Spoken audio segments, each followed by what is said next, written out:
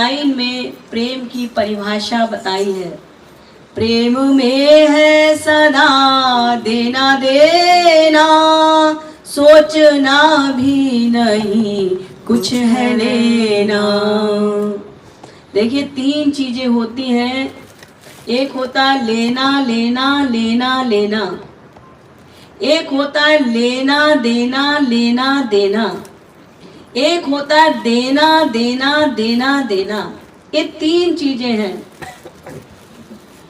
तो पहला लेना लेना, ये हम लोगों ने बहुत सीखा है। बचपन से अब तक एक ही आदत हम लोगों की पड़ी हुई है, सर्वत्र लेने लेने की, लेने लेने की।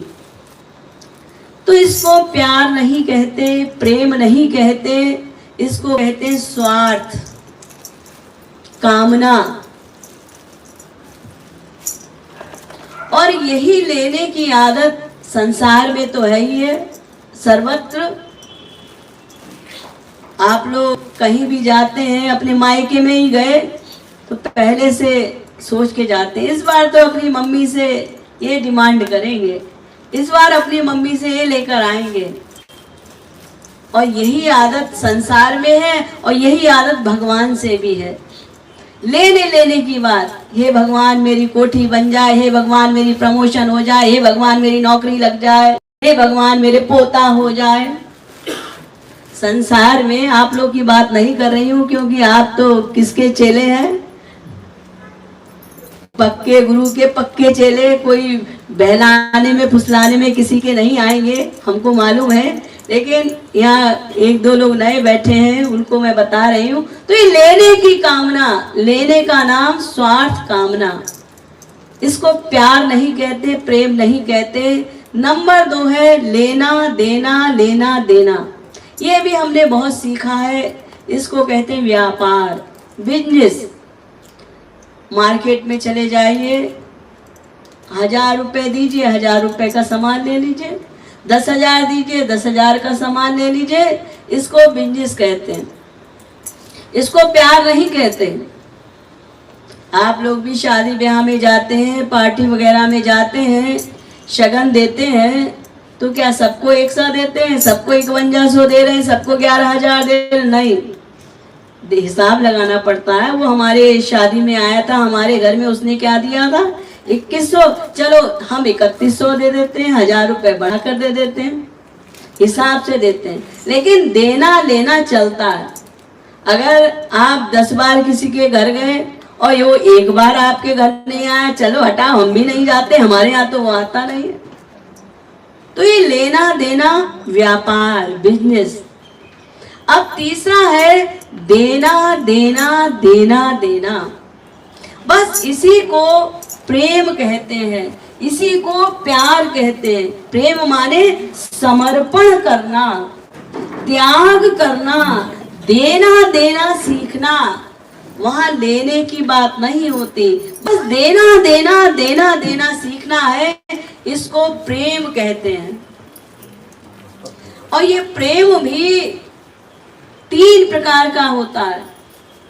साधारणी रति, समंजसा रति, समर्था रति। श्री कृष्ण से माधुर्य भाव से प्रेम करना, माधुर्य भाव की भक्ति केवल श्री कृष्ण की ही होती है और किसी भगवान के स्वरूप की नहीं हो सकती। जब भगवान श्री कृष्ण रामावतार लेकर आए तो सीता जी की दासियां, सखियां, दंडकारण्य के ऋषि मुनि सब भगवान राम पर मोहित हो गए और सबने प्रार्थना की, हम आपको पति रूप में प्राप्त करना चाहते हैं। तो उस समय भगवान राम ने क्या कहा? द्वापरांते करिष्यामि भवती नाम मनोरथम। अभी मैं मर्यादा पुरुषोत्तम बन के आया हूँ, एक पत्नी व्रत लिया है मैंने, तो अभी तुम लोगों की कामना पूरी नहीं कर सकता मैं। हाँ, द्वापर के अंत में जब मैं श्री कृष्ण का अवतार लूंगा तब मैं तुम्हारी कामना की पूर्ति करूंगा। तो ये जो माधुर्य भाव से प्रेम करना है, माधुर्य भाव की भक्ति जो है, ये केवल श्री कृष्ण की ही हो सकती है। तो ये 3 प्रकार का प्रेम बताया गया। साधारण रति, देखिए निष्काम प्रेम, ये लेना लेना तो मैंने पहले ही बाहर कर दिया। भक्ति की पहली शर्त है सर्वाभिलाषिता शून्यम, भगवान से कुछ लेना नहीं है, मांगना नहीं है। इसका नाम प्रेम, इसका नाम भक्ति। अगर हम भगवान से कुछ लेने की कामना कर रहे हैं तो फिर वो भक्ति नहीं है, वो प्रेम नहीं है। तो संसारी कामना को हमने बाहर निकाल दिया, ये हो गया प्रेम, ये हो गई भक्ति। अब ये प्रेम 3 प्रकार का, साधारण रति, समंजसा रति और समर्था रति।